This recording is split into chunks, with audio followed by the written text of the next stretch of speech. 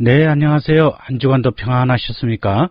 오늘도 수요 성경 공부 지난주에 이어서 계속 서교리문답 3조 2부 성령을 미사오며 거룩한 공예와 성도가 서로 교통하는 것과 죄를 사하여 주시는 것과 몸이 다시 사는 것과 영원히 사는 것을 미사옵나이다. 아멘. 오늘도 계속해서 거룩한 공예, 교회에 대해서 공부하도록 하겠습니다. 무슨 의미입니까?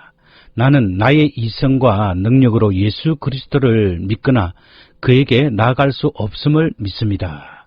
하지만 성령님께서 나를 복음으로 부르셨고 그의 은사들로 나를 깨우치시고 거룩하게 하시고 진실된 믿음 가운데 지켜주십니다. 같은 방식으로 성령님께서 이 땅의 모든 크리스찬 교회를 부르시고 모으시고 깨우치시고 거룩하게 하시고 예수 그리스도와 함께 그 교회를 하나의 진실된 믿음 가운데 지켜주십니다. 이 크리스찬 교회 안에서 성령님은 매일 그리고 풍성하게 나의 모든 죄들과 모든 믿는 자들의 죄들을 용서하십니다. 마지막 날에 성령님께서 나와 모든 죽은 자들을 일으키시고 그리스도 안에서 나와 모든 믿는 자들에게 영원한 생명을 주실 것입니다.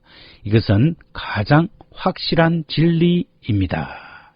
우리는 지난주에 교회는 그리스도의 몸으로 하나임을 배웠습니다. 저 교회는 구원이 있는 유일한 공동체로 예수님의 말씀이 선포되며 그리고 성례들 즉 세례와 성찬을 신실하게 시행하며 예수 그리스도를 믿는 모든 사람들의 모임이라고 배웠습니다. 그리고 교회는 예수 그리스도께서 우리의 죄를 용서하셨다고 선포하는 구원의 방주가 됩니다. 그러면 하나님께서 왜 우리의 죄들을 용서하십니까? 하나님이 죄들을 용서하시는 이유는 하나님께서 자비로우시며 모든 죄인들을 위한 그리스도의 속지 않은 희생 때문입니다. 시편 86편 15절에 보면 그러나 주여 주는 긍휼히 여기시며 은혜를 베푸시며 노하기를 더디하시며 인자와 진실이 풍성하신 하나님이시오니라고 말씀합니다. 하나님께서는 범죄한 인생을 불쌍히 여기셨고 자격이 없는 자들을 사랑하셨고 분노를 오랫동안 참으셨고 인자와 자비가 풍성하십니다.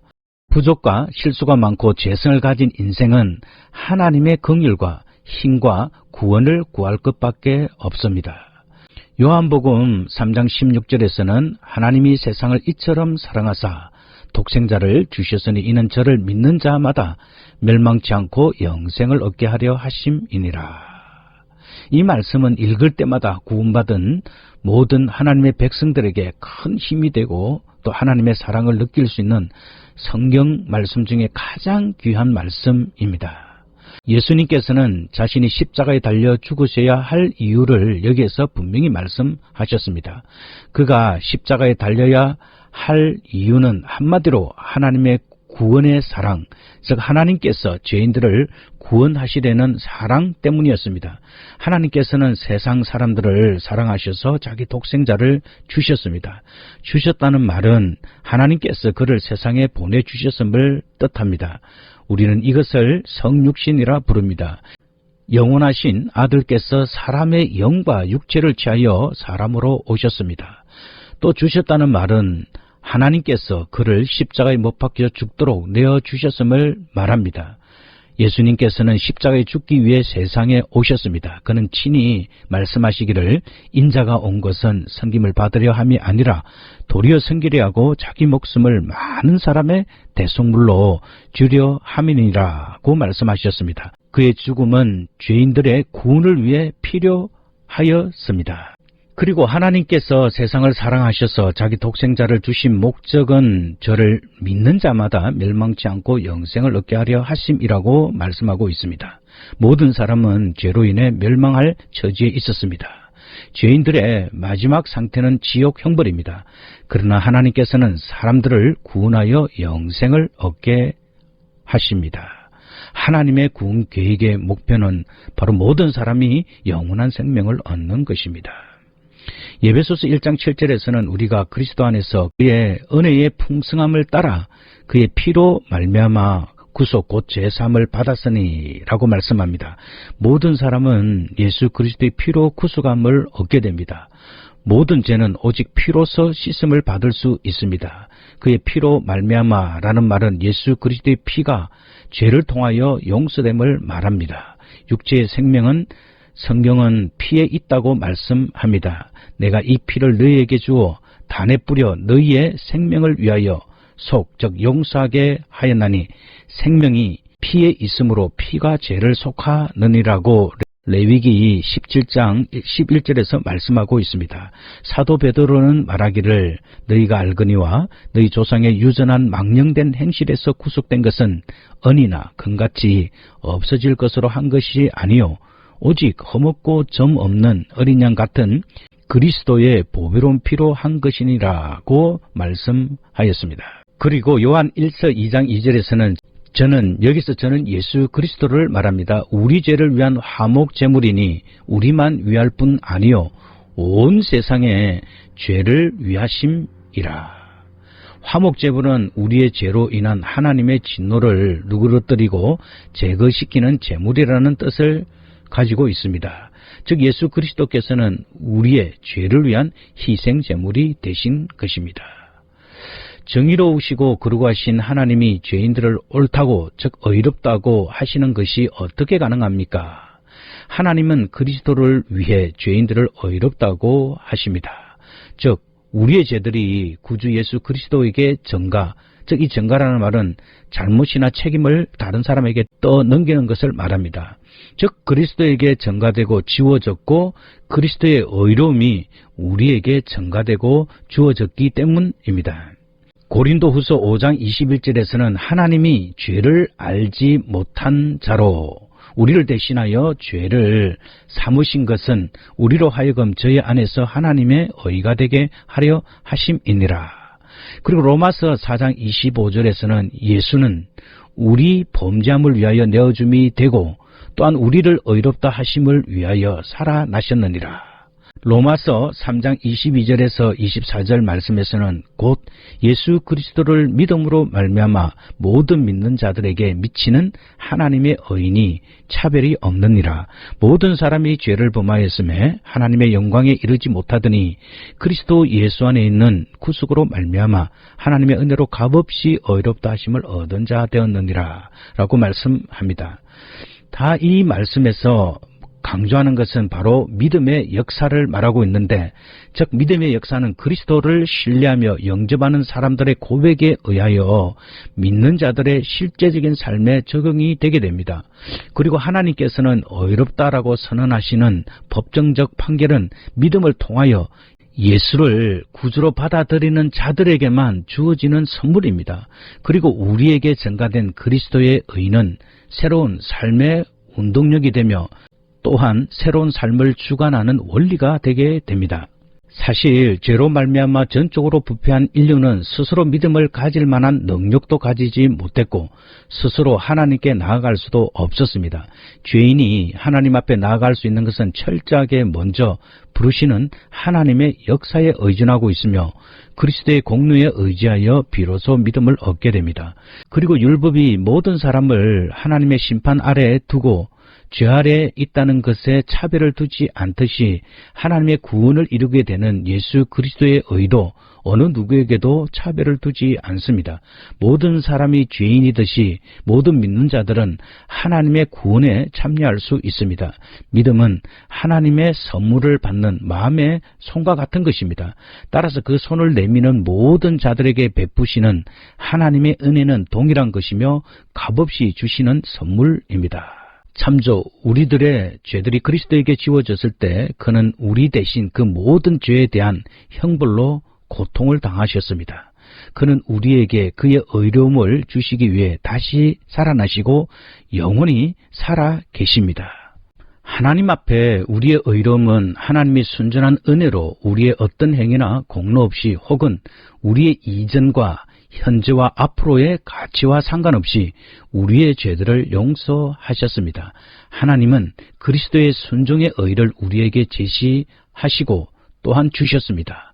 이 의로움으로 우리는 하나님의 은혜 가운데로 받아들여졌으며 의롭다고 여김을 받습니다. 하나님은 복음을 믿는 모든 사람에게 죄의 용서를 베푸십니다.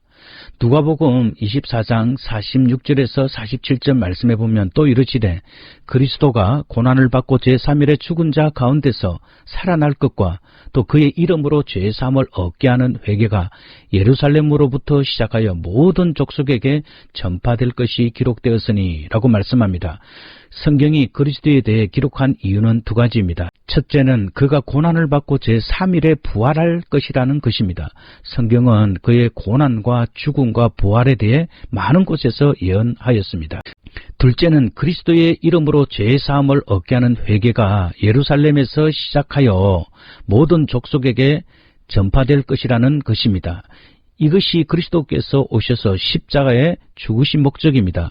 그리스도의 구원 사역은 모든 사람들의 회개와 죄사함을 목표로 합니다. 하나님의 뜻은 복음이 온 세상에 전파되는 것입니다.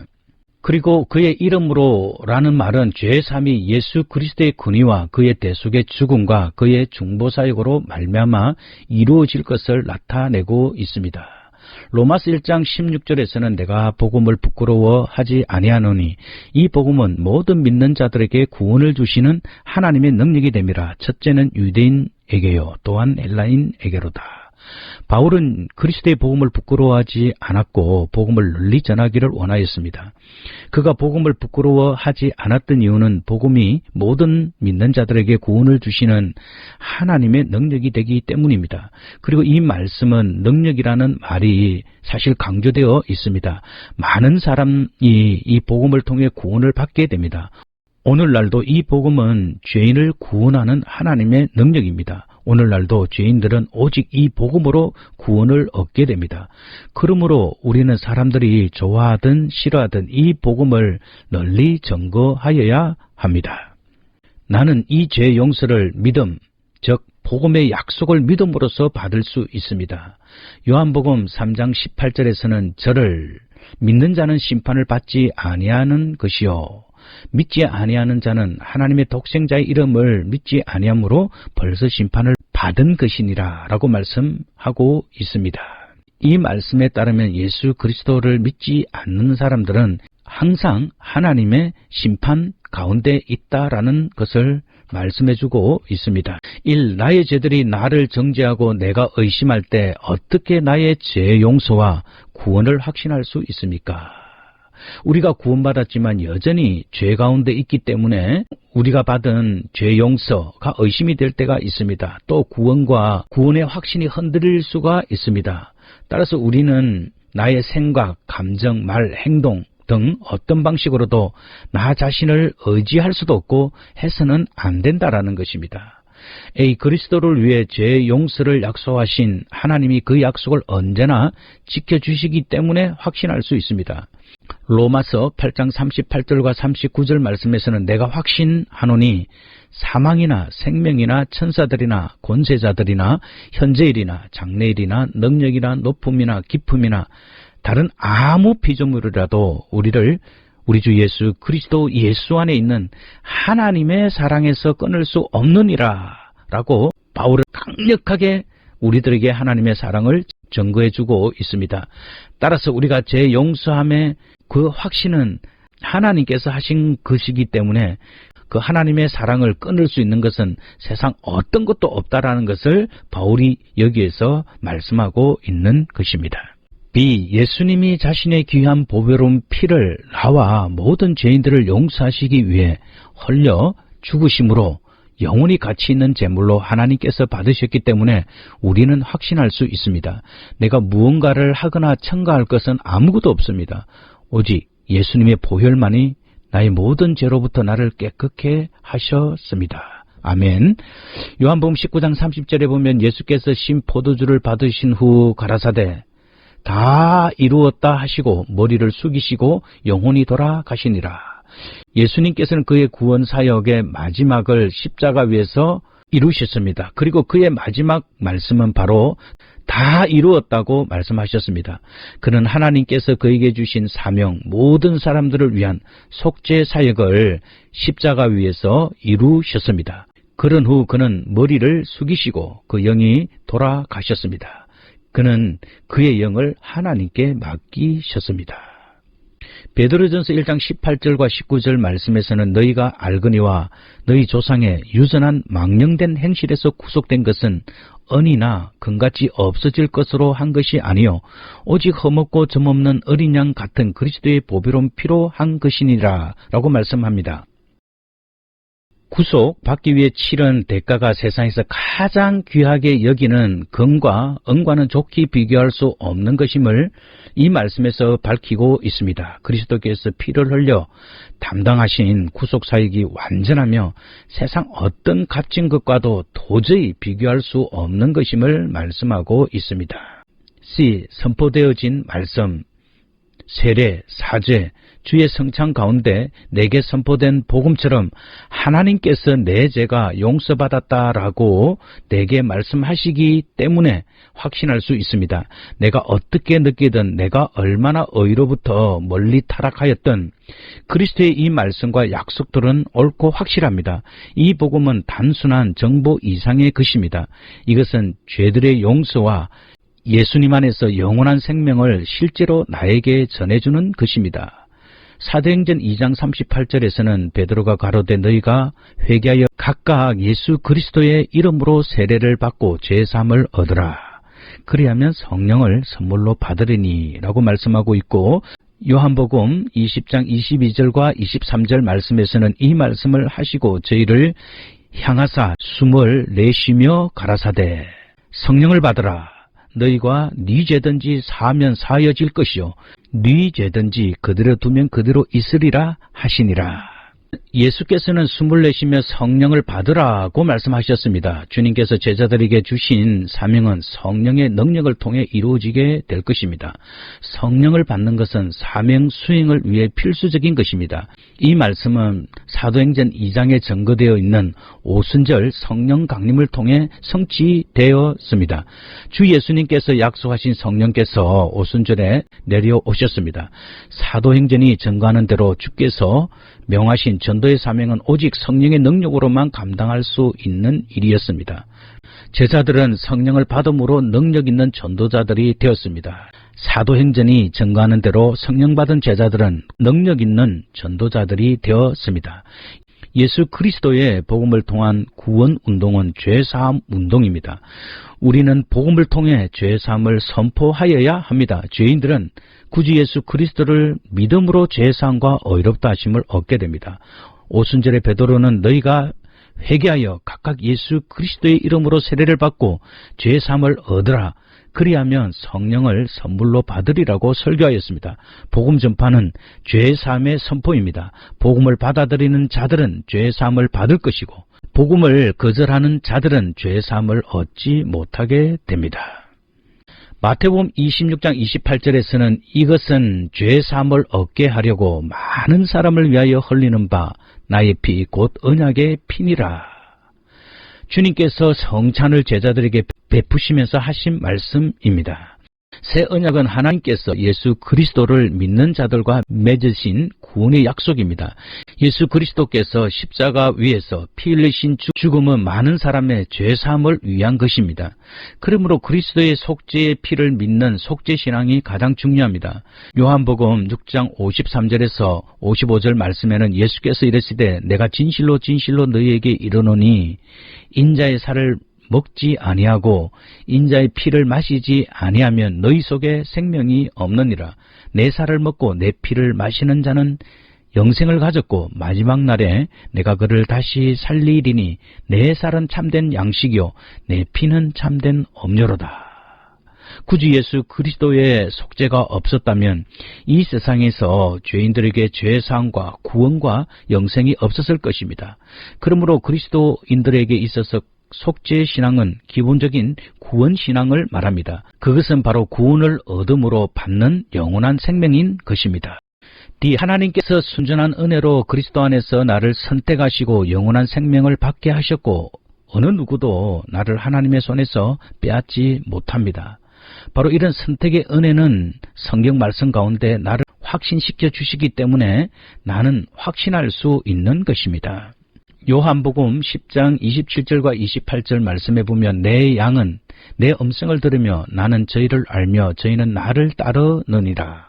내가 저희에게 영생을 주노니 영원히 멸망치 아니할 터이요 또 저희를 내 손에서 빼앗을 자가 없느니라 라고 말씀하고 있고, 예비소서 1장 3절에서 6절 말씀에서는 찬송하리로다. 하나님 곧 우리 주 예수 그리스도의 아버지께서 그리스도 안에서 하늘에 속한 모든 신령한 복으로 우리에게 복 주시되 곧 창세전에 그리스도 안에서 우리를 택하사 우리로 사랑 안에서 그 앞에 거룩하고 험이 없게 하시려고 그 기쁘신 뜻대로 우리를 예정하사 예수 그리스도로 말미암아 자기의 아들들이 되게 하셨으니 이는 그의 사랑하시는 자 안에서 우리에게 거저 주시는 바 그의 은혜의 영광을 찬미하게 하려는 것이라 라고 말씀합니다. 즉 하나님의 은혜로 구원받는다는 것은 예수 그리스도의 거룩한 복음을 믿음으로 선택받아 구원받는 것을 말합니다. 이 복음은 무거운 짐을 지고 고통스러워하는 죄인들에게 자신들의 죄를 깨닫도록 하며 회개하여 그리스도를 믿을 수 있게 합니다. 그리고 이 복음을 믿도록 부르시며 깨끗하고 새롭게 하시는 성령님의 은혜로운 역사하심으로 이루어지게 됩니다. 따라서 자신의 구원이 자신들의 힘으로 되지 않는다는 것을 깨닫게 됩니다. 따라서 구원은 하나님의 은혜로운 선택 가운데 있습니다. 그것은 그리스도 안에서 우리에게 나타난 것이며 어느 누구도 우리를 그 손에서 빼앗지 못하는 것입니다. 따라서 우리는 이 가르침을 굳게 붙들어야 합니다. 왜냐하면 이것이 크리스찬에게 가장 중요한 것이기 때문입니다. 이 가르침은 크리스찬 신앙을 모든 다른 종교들과 구분하고 있습니다. 다른 종교들은 행위로 인한 구원을 가르칩니다. 이 가르침만이 그리스도 예수 안에서 하나님의 은혜와 자비에 대해 모든 영광을 하나님께 드립니다. 사도행전 4장 12절에서는 다른 이로서는 구원을 얻을 수 없나니 천하 인간의 구원을 얻을 만한 다른 이름을 우리에게 주신 일이 없음이니라 하였더라 라고 말씀합니다. 따라서 바른 진리의 말씀을 선포하는 교회들은 사람들이 자신의 힘, 업적, 행위 등으로 하나님 앞에서 의롭게 될 수 없다고 가르칩니다. 사람들은 그리스도로 인해 자신들의 죄가 용서받고 은혜를 받게 되었다는 것을 믿을 때 그리스도로 인해 믿음으로 값없이 의롭게 됩니다. 자신의 죽음으로써 그리스도는 우리의 죄를 용서하셨습니다. 하나님은 이 믿음을 의로움으로 보십니다. 연결과 적용, 바른 진리의 교회를 알 수 있는 것은 바로 복음의 순전한 선포와 성례전의 바른 집행인 것입니다. 그것들이 있는 곳에 성령께서 역사하셔서 믿음을 주십니다. 하나님의 약속의 말씀은 확실하며 그 말씀하신 바를 행하십니다. 여기에 관련된 말씀들을 보겠습니다. 마태복음 28장 18절에서 20절 말씀. 예수께서 나와 일러 가라사대 하늘과 땅의 모든 권세를 내게 주셨으니 그러므로 너희는 가서 모든 족속으로 제자를 삼아 아버지와 아들과 성령의 이름으로 세례를 주고 내가 너희에게 분부한 모든 것을 가르쳐 지키게 하라. 볼지어다 내가 세상 끝날까지 너희와 항상 함께 있으리라 하시니라. 바로 여기에서 우리가 하나 찾아낼 수 있는 것은 세례를 베풀어라 라는 것입니다. 그리고 로마서 10장 17절에서는 그러므로 믿음은 들음에서 나며 들음은 그리스도의 말씀으로 말미암느니라. 따라서 교회에서는 그리스도의 말씀이 신실하게 선포되어야 함을 말하고 있습니다. 그리고 고린도전서 10장 16절에서는 우리가 축복하는 바 축복의 잔, 즉 성찬은 예수 그리스도의 피에 참여함이 아니며 우리가 떼는 떡은 그리스도의 몸에 참여함이 아니냐라고 바울은 반문하고 있습니다. 따라서 참된 교회는 구원의 복음의 말씀이 신실하게 선포되어야 하며 그리고 세례를 베풀어야 하고 그리고 교회는 이 성찬을 신실하게 시행하여야 합니다. 바로 이 성찬이야말로 그리스도의 피에 참여하며 또한 그리스도의 몸에 참여하는 것이기 때문입니다. 오늘날 많은 교회들은 성찬을 소홀히 여깁니다. 연중에 4번 정도 하는 그런 행사로 그쳐서는 안 된다라는 것입니다. 성찬은 할 수 있으면 매주일 신실하게 시행되어야 하는 것입니다. 따라서 이 성찬을 통해서 우리는 그 그리스도의 은혜를 기억하고 다시 오실 주님을 기다리는 그리스도의 신부로서 다시 한번 믿음으로 결단하게 되어야 하기 때문입니다. 그리고 교회가 존재한다는 것은 그 외에 어떤 외적인 표식들이 있습니까? 기도와 예배를 위한 모임들이 있어야 되고요. 그리고 믿음의 열매들이 있어야 됩니다. 또한 그리스도를 위해 고통받는 것들이 교회가 존재한다는 좋은 외적인 표시들이 됩니다. 또한 교회는 죄를 뿌짓거나 용서하기 위해 사죄의 은총을 믿는 자나 믿지 않는 자들에게 선포하여야 하며, 또한 목회자들을 성별하여 모두를 대표하여 설교하고 가르칠 수 있도록 하여야 합니다. 그리고 교회는 예수 그리스도의 사랑을 사람들에게 실천하여야 하며 예수 그리스도의 가르침에 순종하여 복음을 위해 살아야 하며, 또한 고난도 함께 감당하여야 합니다.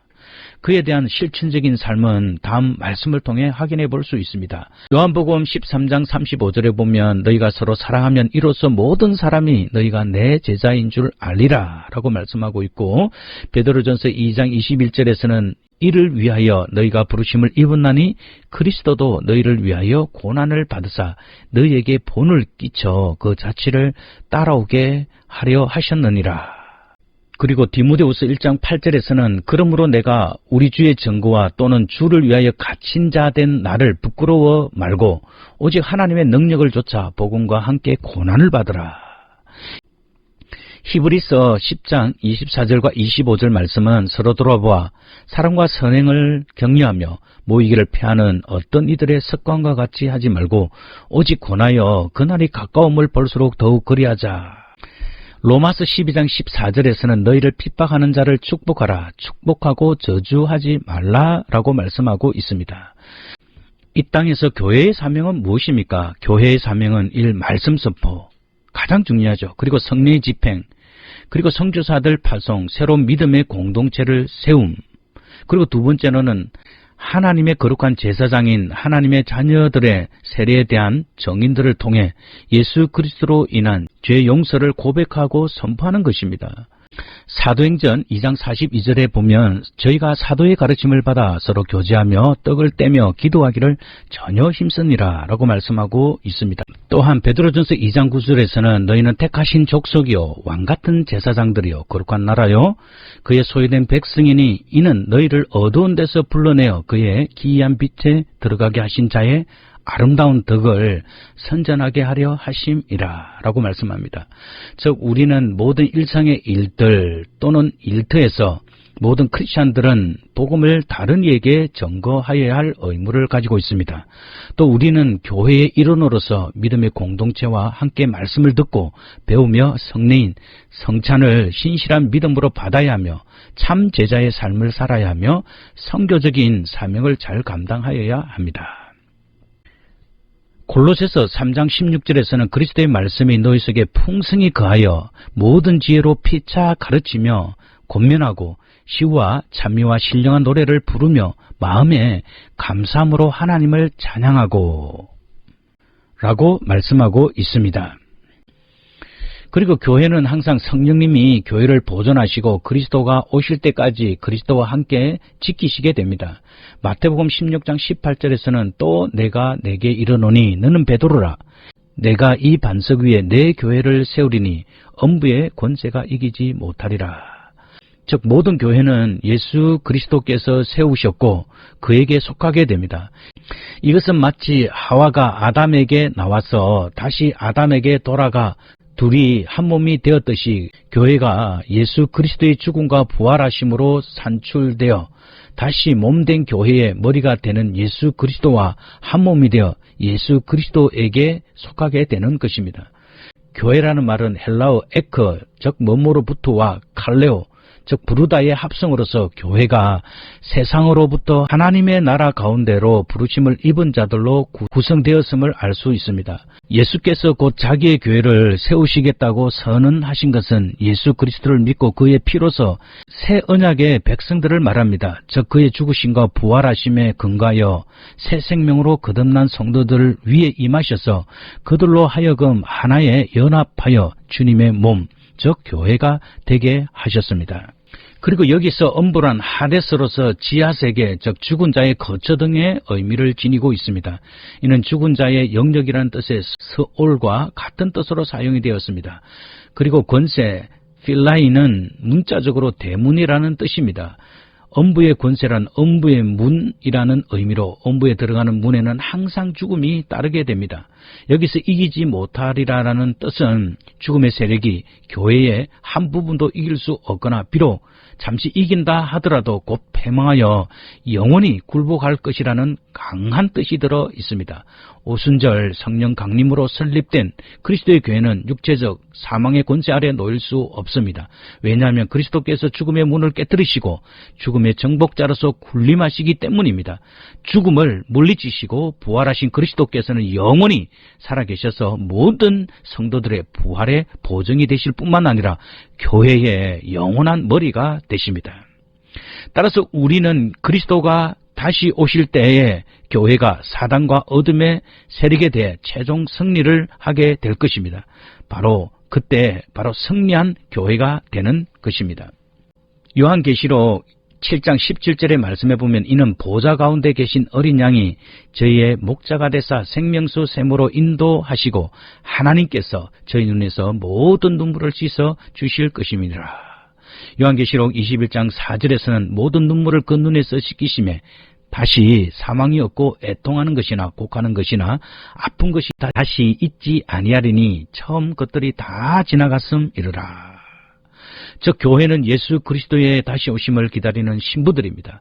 그리고 그가 다시 오실 때 우리는 완전한 부활의 영원한 생명을 얻게 될 것입니다. 우리는 그날을 사모하며 믿음으로 살아야 합니다. 아멘. 이제 기도하도록 하겠습니다.